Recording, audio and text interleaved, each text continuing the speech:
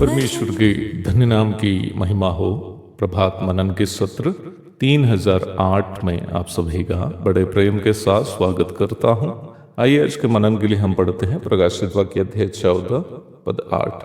फिर इसके बाद एक और दूसरा स्वर्गदूत ये कहता हुआ आया, गिर पड़ा, वह बड़ा बाबिलोन गिर पड़ा, जिसने अपने व्यभिचार की कोपमय मदिरा सारी जातियों को पिलाई है। प्रभात मनन के बीते सत्र में हम इस बात को देख चुके हैं कि पढ़ी गई पद में बाबिलोन शब्द को प्रतीकात्मक रूप में उपयोग किया है, जो एक विश्व प्रणाली अथवा वर्ल्ड सिस्टम को सूचित करता है, जिसके माध्यम से शैतान और पशु संसार के धर्म, राजनीति, व्यवसाय आदि के माध्यम से संसार का नियंत्रण करते हैं। निम्न विश्व प्रणाली का पतन की ओर पद इशारा कर रही है।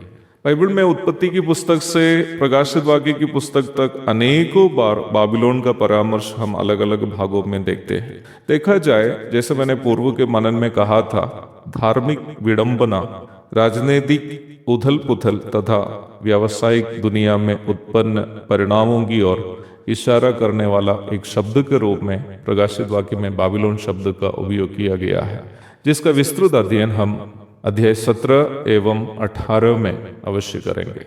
संसार के सभी लोगों को सामूहिक रूप में प्रभावित करने वाली 3 महत्वपूर्ण बातें हैं, क्रमशः धर्म, राजनीति एवं व्यवसाय। हर मनुष्य किसी न किसी प्रकार इन तीनों से जान से हो या अनजान से प्रभावित है।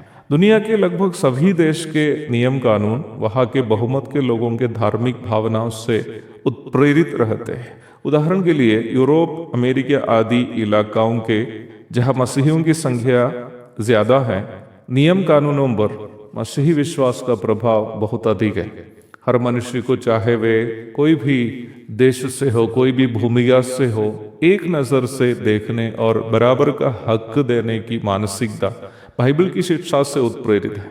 वैसे ही मुस्लिम बाहुल देशों में इस्लाम के नियम कानून का प्रभाव है। दुनिया के सबसे बड़े प्रजातांत्रिक देश होने का दावा किए जाने वाला इंडिया में भी देखा जाए, बहुमत के धर्म का प्रभाव कानून व्यवस्था के लागूकरण में कितना अधिक है, मुझे आपको समझाने की जरूरत नहीं होगी। शिक्षा संस्थानों में प्रवेश के समय से लेकर नौकरी के क्षेत्र तक आपको हर एक प्रवेश प्रपत्र में अपनी जाति की सूचना देनी अनिवार्य है, और सभी ये जानते हैं कि निम्न जातिवाद की शिक्षा ना ही बाइबल की है, ना ही कुरान की। ब्राह्मण धर्म के द्वारा हमारे देश में फैलाई गई गंदगी है निम्न जातिवाद।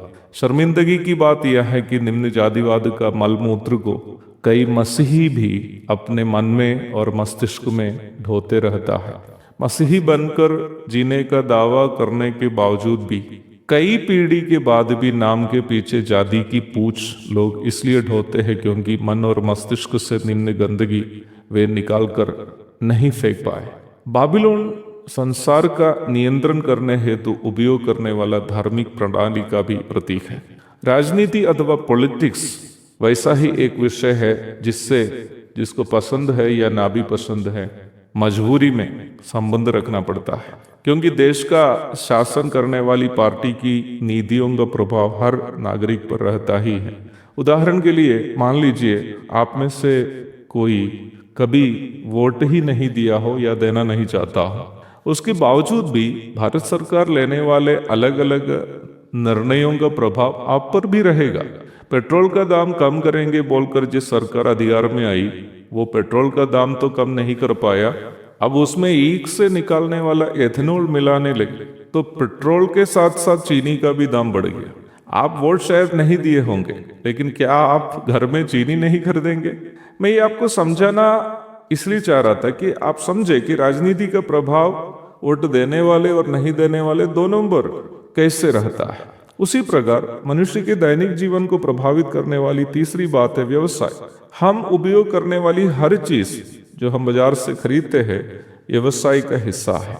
बाबिलोन का पतन दुनिया के धार्मिक, राजनीतिक तथा व्यावसायिक प्रणाली का पतन को सूचित करता है। प्रभु की इच्छा हुई निम्न विषय का अध्ययन हम अधिक अवश्य करेंगे। आज के लिए विदा हो जाता हूं। प्रभु आप सबको आशीष दे।